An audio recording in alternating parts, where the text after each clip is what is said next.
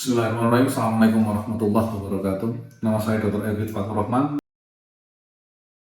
dari bagian bedah mulut Rumah Sakit Baitul Hikmah Kendal. Saat ini kita akan sama-sama belajar membahas terkait dengan kista.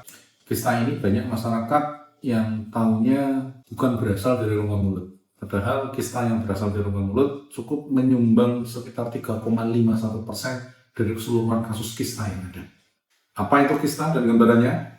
Kista adalah suatu rongga patologis yang biasanya diselimuti oleh semacam kantung. Dia bisa berisi cairan, bisa berisi semigas, atau bahkan benda padat. Seperti apa gambarannya? Gambarannya seperti ini. Ingin lebih jelas gambarannya? Kita perbesar gambarannya.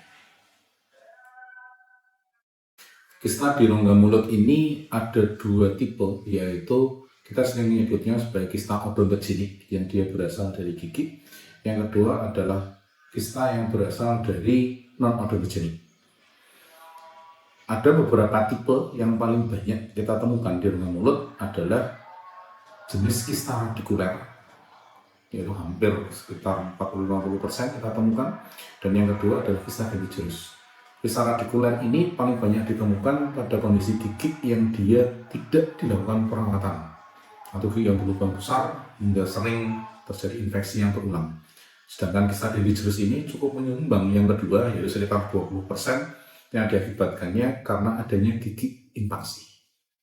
Tanda-tanda kista ini sebetulnya cukup menyebalkan karena sebetulnya tidak ada tanda yang spesifik.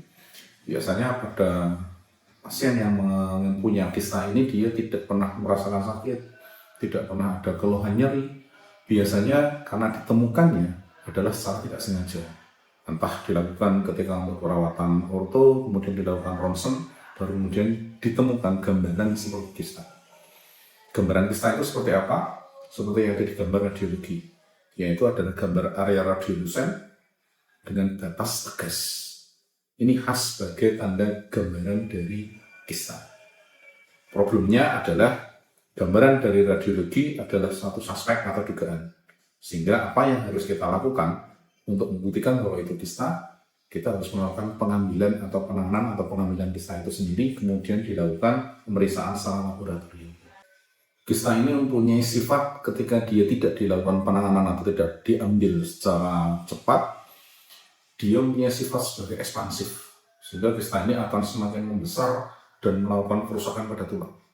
Sehingga ada beberapa kasus kista itu yang ditangani secara terlambat, kita terpaksa harus melakukan tindakan yang bisa membuat kondisi pasien menjadi cacat atau cedera. Bisa penanganan kista itu dilakukan secara enucleasi, yaitu cuma diambil kantungnya. Bahkan kalau kondisinya besar, kita bisa melakukan reseksi hingga dipotong rahangnya. Sehingga penanganan yang paling utama adalah pemeriksaan kontrol rutin dan tindakan sesegera sedini mungkin untuk mengurangi risiko kerusakan dari adanya kista tersebut. Semoga bermanfaat informasinya. Bersama RSPH, profesional, ramah, dan peduli.